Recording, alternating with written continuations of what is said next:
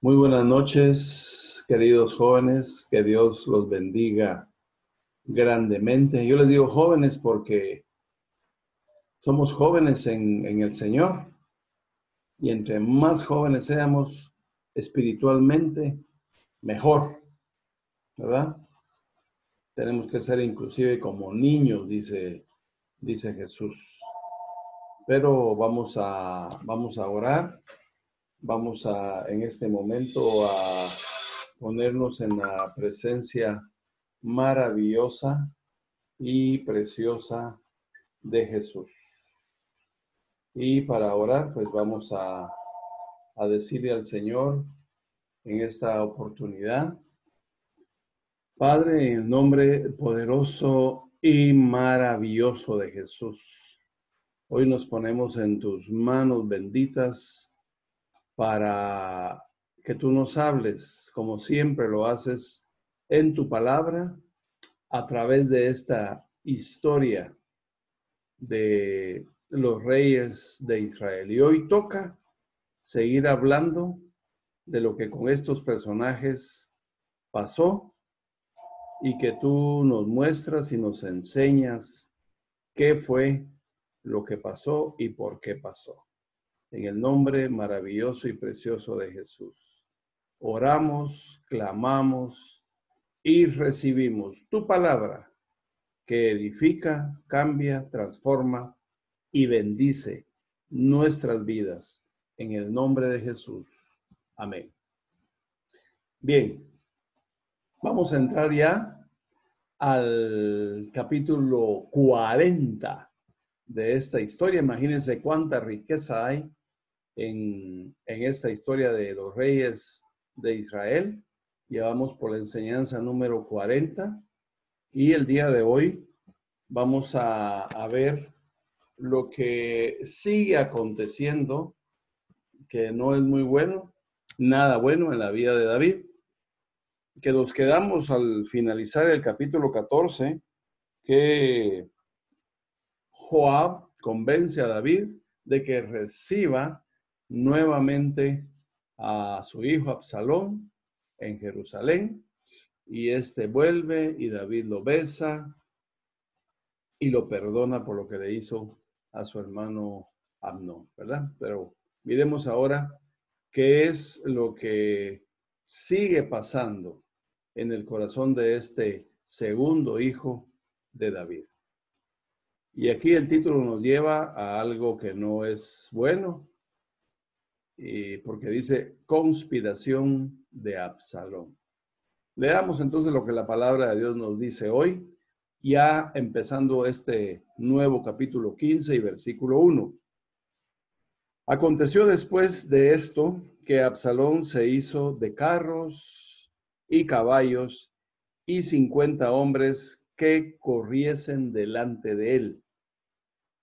Aquí vemos el enriquecimiento y empoderamiento de Absalón, ya en Jerusalén, ya en su tierra, ya en su territorio. Y por eso esa era la idea de regresar de donde se había refugiado cuando salió huyendo de David al matar a su hermano Amnón. Y por eso le ruega y amenaza a Joab, eso ya lo vimos, con tal de que éste convenciera a David de que regresara a su lado.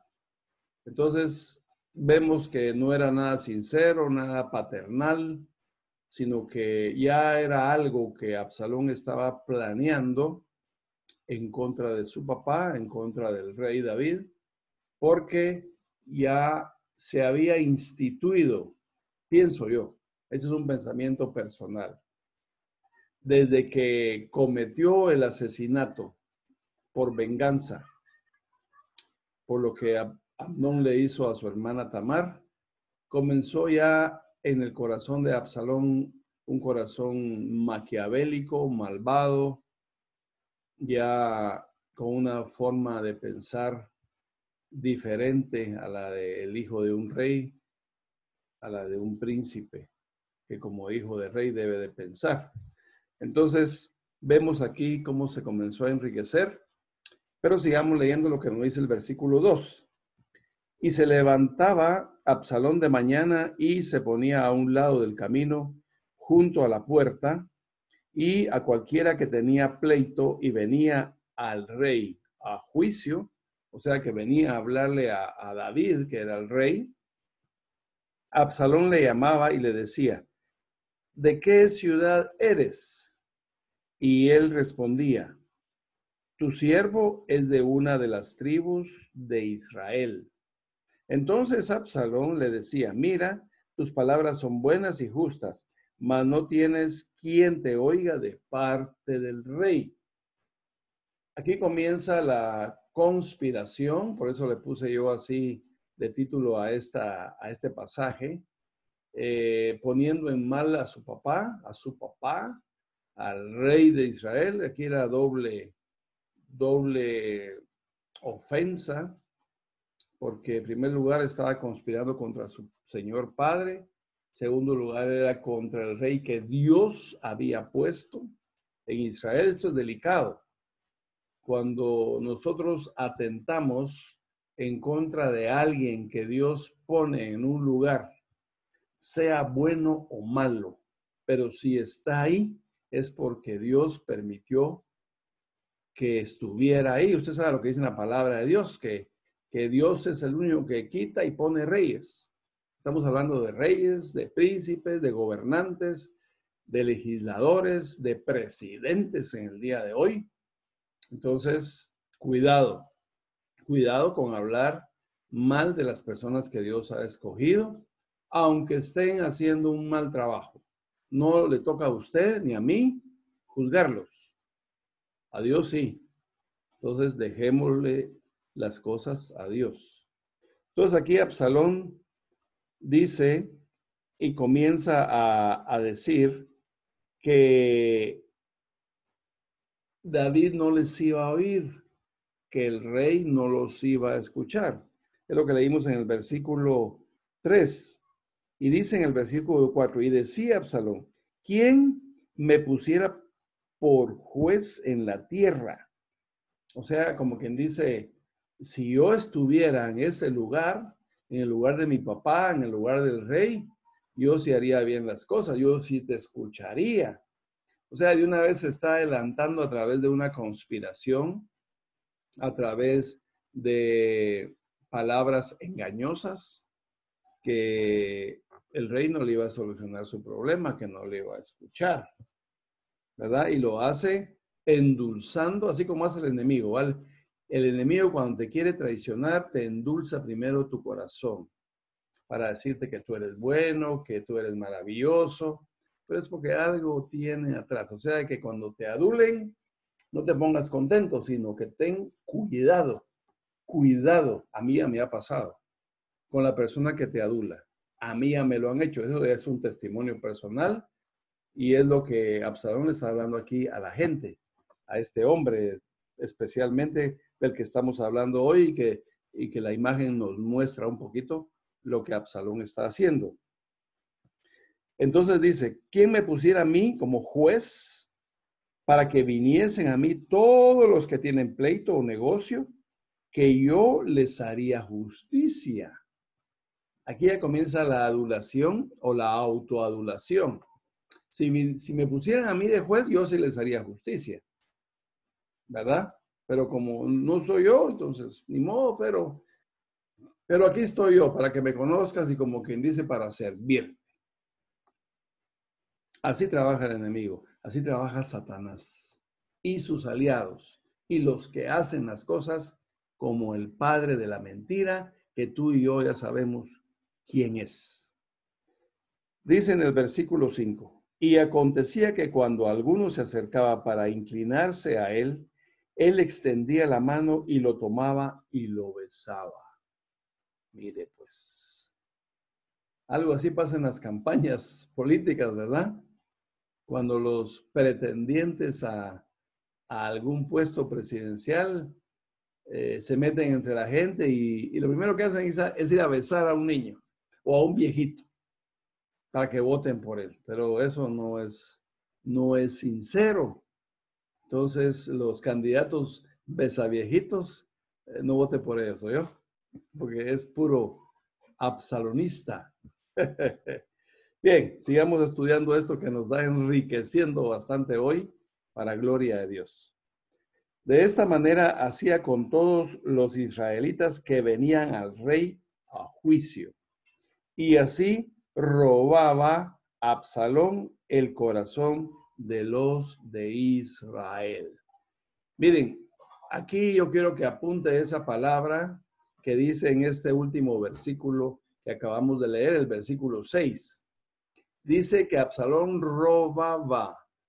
¿Por qué? Porque el corazón del que venía era un corazón de Israel que ya estaba instituido y dirigido por Dios hacia el rey que Dios había puesto, que era David, no era Absalón.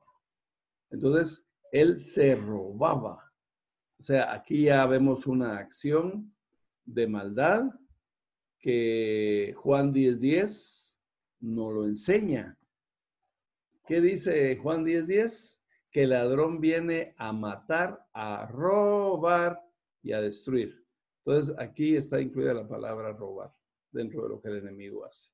Cuidado. Sigamos. Aquí vemos cómo Absalón viaja a Hebrón para comenzar a convocar más gente. Pero aquí quiero yo, antes de leer este versículo 7, quiero que veamos por qué se va a Hebrón. ¿Por qué no se fue a otra de las regiones de Israel? Yo le digo algo, Hebrón tenía un significado muy especial para los israelitas. Muchos acontecimientos históricos pasaron aquí, especialmente en Hebrón. Cuando Abraham, miles de años antes que esto, salió de Ur de los caldeos porque fue llamado por Dios para servirle, para formar a través de Abraham su país, o sea, Israel, porque de él viene todos los descendientes que ahora forman el país de Israel.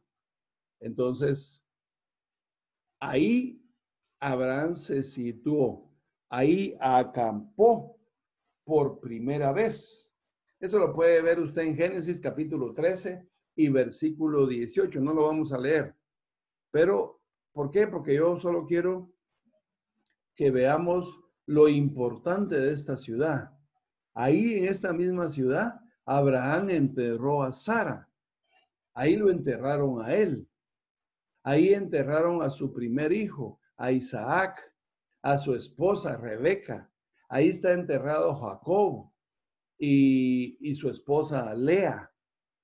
Entonces, Hebrón tiene una historia judía, hebrea, muy importante. Es una ciudad muy importante donde pasaron muchos acontecimientos históricos que definitivamente, si ahí están esos cuerpos enterrados, es porque Dios tiene algo especial con Hebrón. Y por supuesto, los de corazón fiel a Dios, ahí están también. O sea, fue el primer lugar que Abraham escogió para acampar. Y ahí está él también enterrado. También pasó algo importante ahí. Ahí fue la capital de Jerusalén por 7 años. Fue el lugar más importante de Jerusalén cuando el rey David fue proclamado rey. ¿Se recuerda, verdad, que él iba huyendo mucho tiempo, David, de Saúl? Y después de los que se confabularon cuando Saúl murió en contra de David. Entonces, aquí fue donde proclamaron a David como rey de Judá. Aquí fue, en este lugar, en Hebrón. Entonces, como lugar importante que es, o sea, como que una región principal de todo Jerusalén, de todo Israel, por decirlo así, Absalón, que era muy inteligente, lo sabía. Entonces se fue para allá y vamos a ver lo que fue a hacer ahí Absalón como un lugar clave para lograr lo que estaba tramando en contra de David. Al cabo, dice, de 4 años, mire todo el tiempo que estuvo trabajando Absalón en contra de su papá, en contra de David, y por qué no decirlo, en contra del pueblo de Dios. Porque alguien que hace algo en contra de alguien que Dios pone, también está en contra de la obra de Dios. Ahí va incluido. Dice entonces, al cabo de 4 años aconteció que Absalón dijo al rey, yo te ruego que me permitas que vaya a Hebrón. Mire cómo le habla un traidor al que va a traicionar. Sigue utilizando la labia, la dulzura de palabras, ahora en contra del mismo hombre a quien va a traicionar, que en este caso es su papá, el rey de Israel. Hebrón dice, a pagar mi voto que he prometido a Dios. De una vez le dice a lo que va a ir, que son mentiras. Eso no es cierto. Sigamos leyendo. Porque tu siervo, mire cómo le dice. Es tremendo. Tenga cuidado, mi hermano, cuando alguien lo adula mucho. Sí. Preocúpese cuando alguien le tire muchas flores. Dice, porque tu siervo hizo voto cuando estaba en Jesús. Él estaba ahí cuando huyó del mismo David por haber matado a su hermano, ¿se recuerda? Huyó a Jesús. Entonces dice que ahí, le está contando que ahí oró e hizo votos que tenía que ir a cumplir, según él, a Hebrón.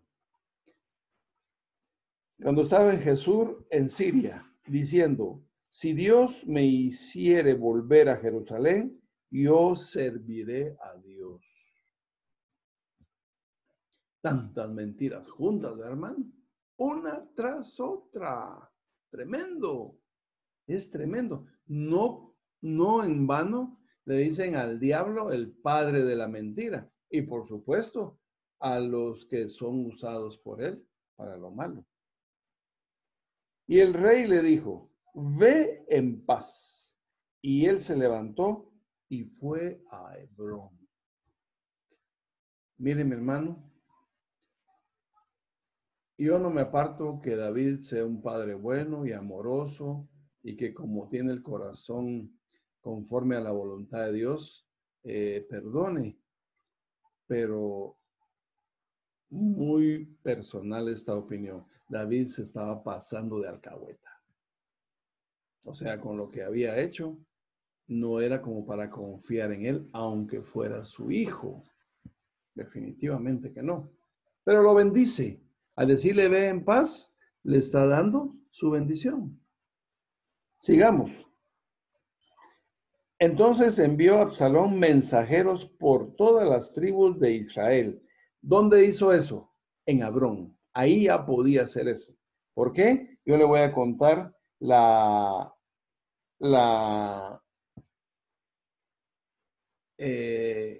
el lugar donde estaba Hebrón. Estaba a 32 kilómetros de Jerusalén. Ahorita es cerca, ¿verdad? Es como que si estamos en la capital, vamos a San Lucas. Es muy cerca, pero en aquel tiempo, a pie o a caballo o en camello, perdón, sí llevaba su tiempito en llegar de un lugar a otro, no era tan cerca. Entonces, esa era la distancia real que había entre Jerusalén y Hebrón. Entonces, dice que envió mensajeros a todas las tribus de Israel diciendo, dice la palabra de Dios. cuando oigáis el sonido de la trompeta, diréis, Absalón reina en Hebrón. Según él, queriendo hacer lo que su papá hizo. Solo que a David lo ungieron. Él se estaba autoproclamando rey. Aquí es muy diferente la cosa. Muy diferente. Sin embargo, lo estaba intentando. ¿Por qué? Porque era un lugar especial que Dios usaba para bendecir a los israelitas. Entonces, siguió diciendo, cuando oigáis el sonido de la trompeta, diréis, Absalón reina en Hebrón. Y fueron con Absalón 200 hombres de Jerusalén, convidados por él, los cuales iban en su sencillez sin saber nada. Engañados. Como era el hijo del rey y conocían a Absalón, que era hijo del rey, entonces fueron convocados y llegaron. Sigamos leyendo. Versículo 12. Y mientras Absalón ofrecía los sacrificios, llamó a Aitofel, Gilonita, consejero de David, de su ciudad de Giló. Y la conspiración se hizo poderosa y aumentaba el pueblo que seguía a Absalón. Comenzó a usar un consejero de David, a este hombre. Entonces, ya alguien de David del lado de Absalón comenzó a crear más confianza en la gente. Entonces lo comenzaron a seguir. Aquí Absalón todavía no había mostrado sus intenciones, pero las iba a mostrar. Para mientras tenía que ser bueno, condescendiente, oidor de todas las peticiones de los israelitas, cumplidor de sus requerimientos, etcétera. Todo lo que hace alguien que se está proclamando rey, ¿verdad? Así es. Y en esta, pues definitivamente no en una elección legal, ¿verdad? Sino que en una autoelección, no solo para su beneficio, sino en contra del varón, del hombre, del elegido de Dios, David.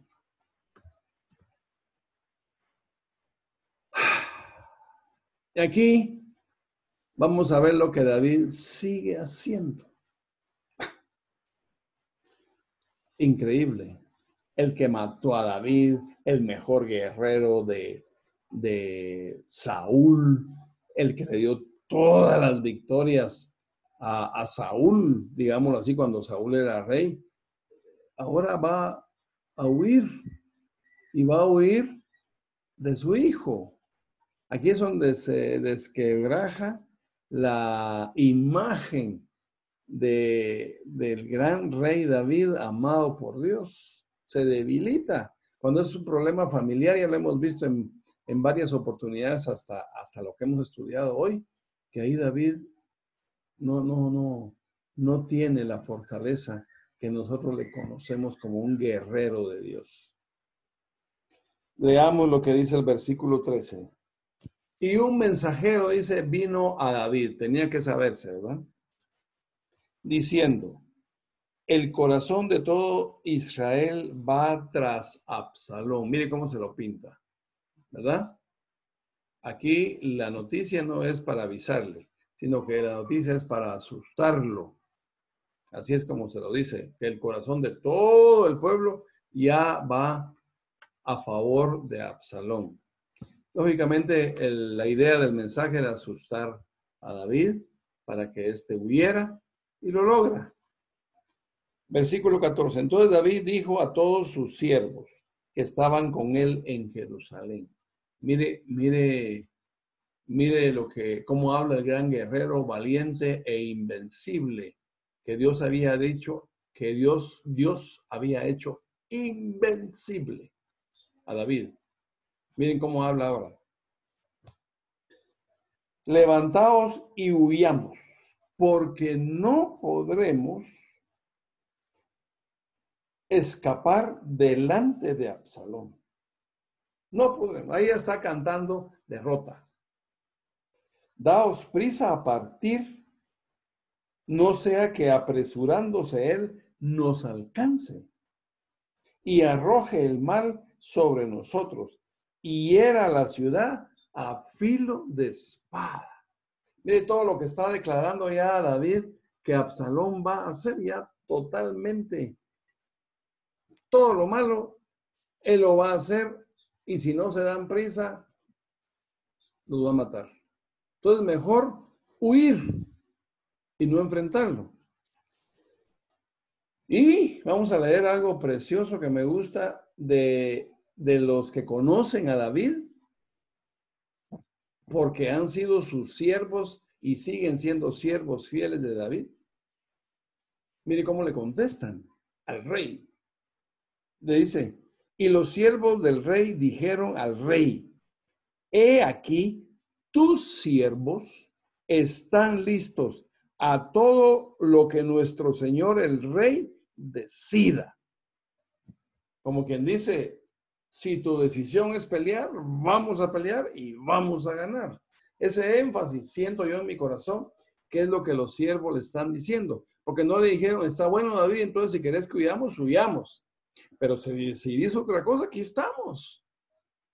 No es la primera batalla que ganaríamos. Dios nos ha dado a todos tus enemigos o nuestros enemigos o los enemigos de Israel, nos ha dado la victoria. Esta no va a ser la excepción. Esa es la idea de lo que sus siervos le dicen sin contradecirlo. Porque no se le podía contradecir al rey. Pero se estaban poniendo sus órdenes para lo que él decidiera. Y lo que decidió David, no se los voy a decir hoy. Si no, se van a perder el 41, que ese va con todo, hermanos.